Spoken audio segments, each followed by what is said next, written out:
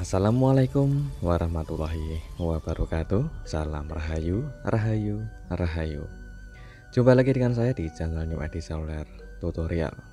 Sebelumnya saya mohon maaf ya teman-teman, karena tidak rutin untuk bikin konten atau upload tutorial, karena di luar itu banyak kesibukan teman-teman. Dan di kesempatan kali ini ada paketan dari salah satu sahabat subscriber, yaitu beliau untuk dimintai bantuan perbaikan handphone Samsung A52 yang sudah ditulis sama keterangan kerusakannya juga, yaitu di bagian soket konektor LCD-nya.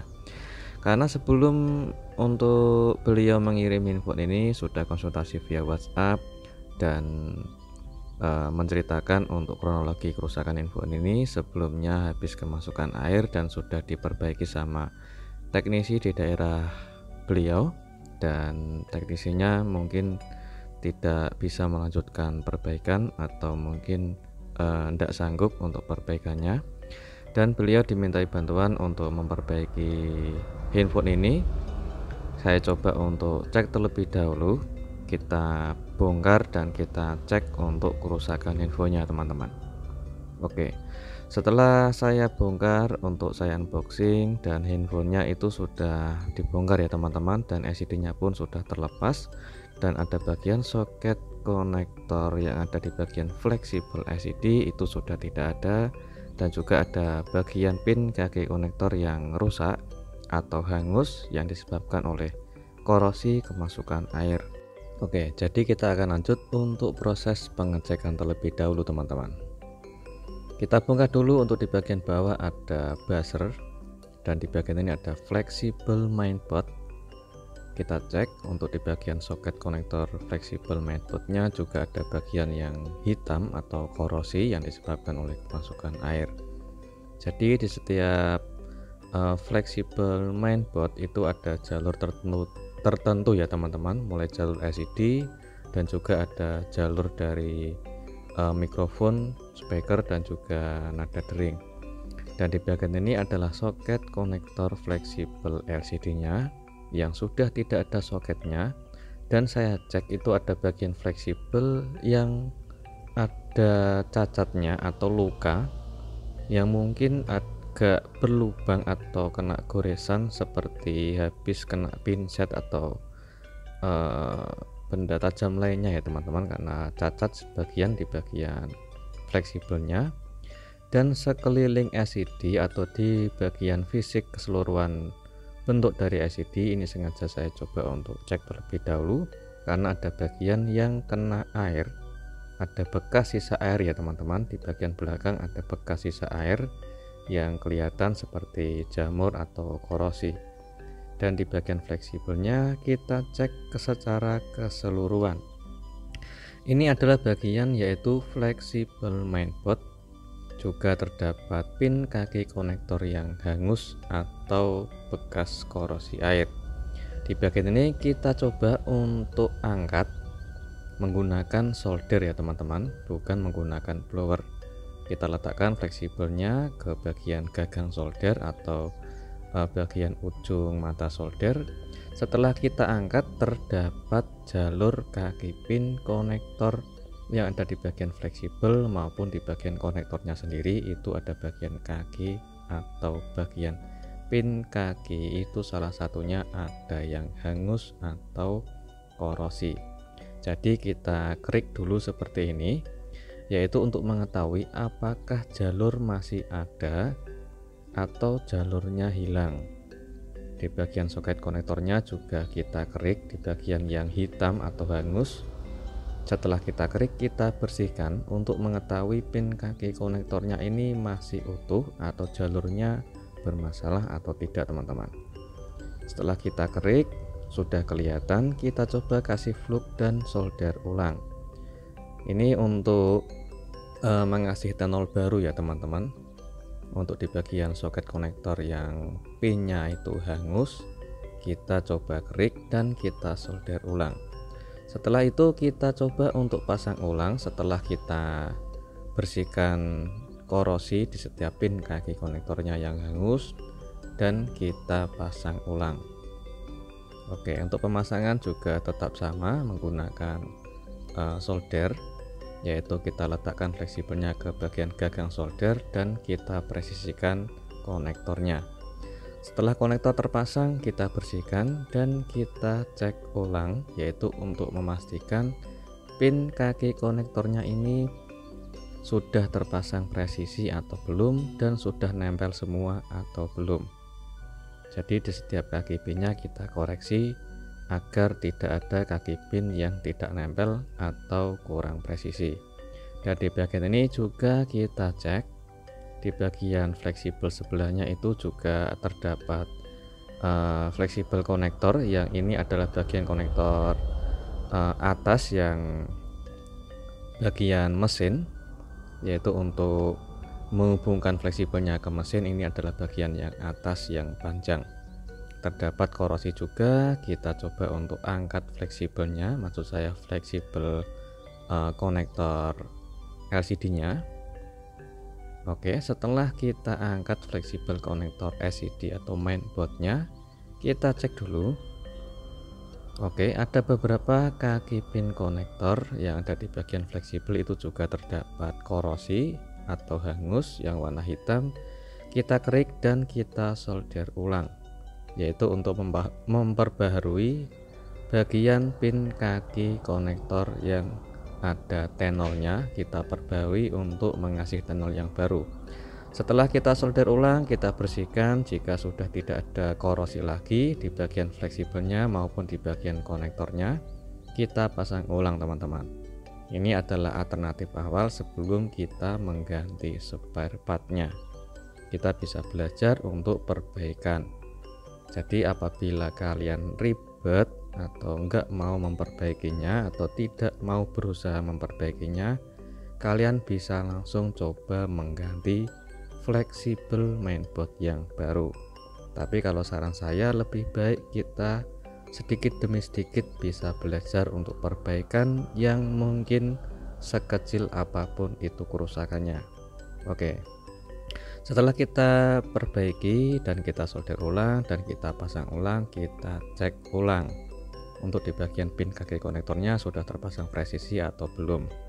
Jika sudah terpasang, kita coba untuk pengecekan di bagian fleksibel LCD-nya.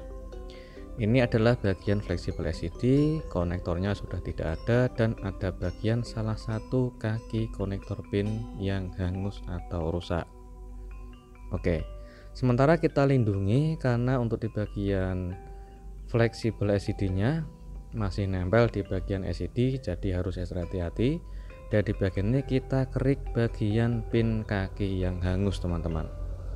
Kita kerik dengan pelan-pelan saja, jangan terlalu keras dan juga jangan terlalu dalam. Kita kerik secara halus saja dan kita bersihkan, yaitu untuk mengetahui pin kakinya ini masih utuh, yang terdapat tenol karena kena korosi air jadi hangus ya teman-teman. Kita kerik secara halus untuk mengetahui pin kakinya itu masih atau tidak. Jika kita kasih tenol itu masih bisa nempel, otomatis pin kakinya masih utuh dan tidak hilang. Oke, kita perbarui untuk mengasih tenol yang baru dan kita bersihkan. Oke, jika sudah selesai, untuk kita solder ulang sama rata di bagian pin kaki konektornya setelah kita kasih tenol yang baru. Dan sekarang kita ganti konektornya, karena konektornya tidak ada ya teman-teman. Ini saya mendapatkan LCD yang bekas sudah tidak terpakai atau LCD yang rusak, yaitu kalau tidak salah Samsung A32. Ini LCD nya sudah pecah, rusak, dan juga menggunakan LCD yang KW itu teman-teman. Terlihat jelas ada tulisannya OLED. Saya potong untuk mempermudah, yaitu mengambil bagian konektor LCD yang ada di bagian fleksibelnya. Karena LCD sudah tidak terpakai, daripada kebuang, saya manfaatkan mengambil soket konektornya saja. Oke, setelah kita angkat, kita ambil soket konektor dari fleksibelnya, kita bersihkan dulu untuk mengetahui soket konektornya ini bagus atau tidak teman-teman. Oke, jika sudah kita bersihkan, kita coba presisikan untuk proses penggantian konektor atau pemasangan konektornya. Oke, jadi persamaannya ada di Samsung yang tipe lumayan banyak ya teman-teman, persamaan di bagian soket konektornya itu. Yang penting bentuknya, diameter, dan juga pin konektornya itu sama.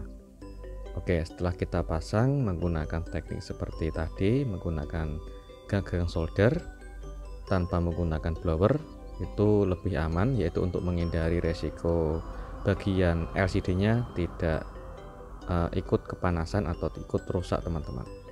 Setelah terpasang, kita cek ulang di setiap pin kaki konektornya sudah benar-benar terpasang presisi atau belum, dan kita cek setiap kaki pinnya itu sudah nempel semua atau belum teman-teman. Jika ada bagian salah satu kaki pin yang kurang nempel, kita bisa mengulang lagi untuk proses pemasangannya atau kita solder ulang. Oke, jika sudah yakin pemasangan soket konektor LCD yang ada di bagian fleksibel sudah terpasang, selanjutnya kita cek di bagian ini yang sudah kita perbaiki tadi, yaitu di bagian fleksibel mainboardnya. Ketiga bagian konektor fleksibelnya sudah kita perbaiki tadi, dan sekarang kita coba untuk pengetesan teman-teman. Setelah kita perbaiki dan kita bersihkan, sekarang kita coba untuk pengetesan. Apakah setelah kita perbaiki seperti tadi itu LCD-nya sudah bisa nampil dan infonya bisa menyala atau tidak teman-teman. Oke, sekarang kita coba untuk mengambil charger, dan setelah saya tunggu beberapa menit sama sekali tidak tampil LCD-nya. Ini ada bagian yang belum kita perbaiki, yaitu bagian fleksibelnya yang agak luka atau ada luka di bagian fleksibelnya seperti goresan atau mungkin ketusuk sama pinset saat pembongkaran atau perbaikan handphone yang ada di teknisi yang pertama teman-teman. Saya mendapati di bagian itu ada bagian fleksibel yang luka atau sedikit agak ketusuk, atau bentuk bagian fleksibelnya itu tergores teman-teman. Seperti itu bentuknya fleksibel LCD yang luka. Di bagian belakangnya itu adalah ground teman-teman, tidak ada jalurnya. Jadi tidak masalah apabila fleksibelnya itu mungkin berlubang karena luka atau tertusuk oleh alat saat pembongkaran LCD-nya. Selanjutnya kita coba perbaiki di bagian fleksibelnya. Kita bersihkan agar lebih jelas seperti itu bentuk lukanya. Kita kerik dulu menggunakan karter. Harus pelan-pelan teman-teman. Kita keriknya pelan-pelan secara halus saja karena di bagian ini jalurnya sangatlah kecil. Saya mendapati ada bagian satu kaki pin yang putus. Setelah kita kerik, sudah kita ketahui untuk jalurnya ada bagian salah satu jalur yang terputus. Kita coba untuk kasih tenol, yaitu untuk menghubungkan jalur yang terputus ya teman-teman. Oke, setelah kita kasih tenol, kita gunakan benang atau kawat jumper. Kita presisikan agar tidak mengganggu kaki di sebelahnya. Setelah terhubung, kita bersihkan dan kita gunakan yaitu pelapis PCB atau lem UV, yaitu untuk memperkuat kawat yang sudah kita sambung ya teman-teman. Dan di bagian ini adalah bagian soket konektor yang ada di bagian mesin. Itu juga ada beberapa pin kaki yang hangus atau korosi. Ini sengaja saya coba kerik satu persatu, yang bagian yang hangus saja atau bekas korosi kita kerik dan kita bersihkan dan kita cek. Oke, setelah kita cek apabila masih terhubung, tidak ada jalur yang terputus, kita lanjut untuk mengasih pengaman bagian fleksibel mainboard di bagian konektornya. Setelah kita solder ulang, kita kasih lem hijau atau bagian pelapis PCB, yaitu untuk memperkuat kaki konektornya, juga melindungi pin kaki konektornya agar tidak mudah korosi yang berlanjutan. Oke, satu persatu di setiap kaki konektornya saya kasih eh, pengaman PCB atau lem UV. Jadi untuk memperkuat pin kaki konektornya agar tidak mudah korosi lagi teman-teman, dan sekaligus untuk memperkuat agar tidak mudah lepas lagi saat kita perbaikan solder ulang. Oke, setelah kita menggunakan yaitu pelapis PCB atau lem warna hijau, kita tunggu sebentar hingga kering menggunakan lampu UV. Setelah kering, kita lepas dulu untuk bagian solasi yang kita gunakan sebagai pelindung LCD. Selanjutnya kita tes ulang apakah setelah kita perbaiki di bagian fleksibel LCD yang robek atau ada bagian yang putus nyala atau tidak. Alhamdulillah, setelah saya koneksikan menggunakan charger sudah ada tanda notifikasi pengisian daya baterai dan LCD-nya pun tampil teman-teman.